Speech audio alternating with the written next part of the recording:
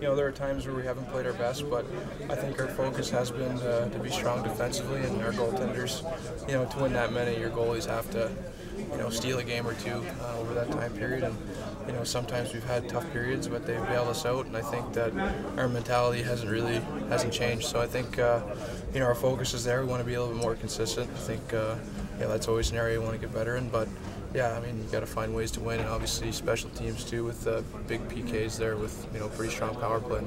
I play long enough. I know anything can happen any second, and even you're not scheduled to play that night. You never know, so you just got to be ready no matter what. You'll know things are really going the Penguins' way if they wake up Wednesday morning and Marc-Andre Fleury, their franchise goaltender, is feeling well. Fleury did not finish a victory over the Montreal Canadiens on Tuesday night. Looks like he suffered some sort of upper body, possibly head injury during a collision at the end of the second period. Tyler Kennedy's forearm accidentally hit Fleury. He did not return for the third, but the Penguins, behind Tomas Vokoun, were able to preserve their 1-0 victory, 13th straight. Now, Josh Yohe, fellow Penguins beat reporter here for Trib Total Media, you were in the Montreal dressing room. What was the reaction to the Brian Gionta and Tyler Kennedy scrum that sort of led to Fleury being removed? Well, Rob, as angry as the Penguins were about the incident, the Canadians were really pretty dismissive. Brian Gionta called it self-explanatory and said Kennedy pushed him into the net area, and that's all that happened, and that's really all he said about it. He was pretty concise. And Mike Therrien didn't say it was a clean play, but he also said, in his opinion, Gionta certainly had no ill will toward Fleury. It was just kind of an accident that it happened. It's notable, too, that one of the Penguins' team leaders, Brooks Orpik, who played with Brian Gionta in Boston College when they were both collegiate players, said he's a pretty honest player, and that's the way he has to play. So I think things will subside on this. Now, one big point for this, though, is Tomas Vokoun comes in at the start of the third period, stops 12 shots, preserves Sidney Crosby's goal, and the Penguins win their 13th straight.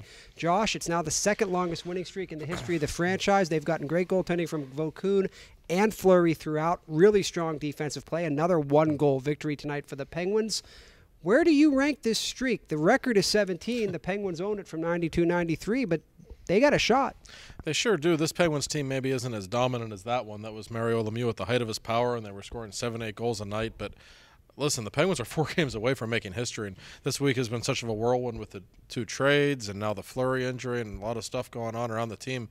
Malkin and Letang still being out. Well, Letang came back tonight, of course. But listen, they're 4 games away from history, and their next 3 games, I believe, are at home. So anything can happen, but listen, this is a special hockey team right now, and they are very much on the verge of history. Anything can happen, Josh, and as far as we know, based off who you and I have talked to in the past few days, the Penguins aren't done dealing yet. No. They are still in the Jerome McGinley sweepstakes.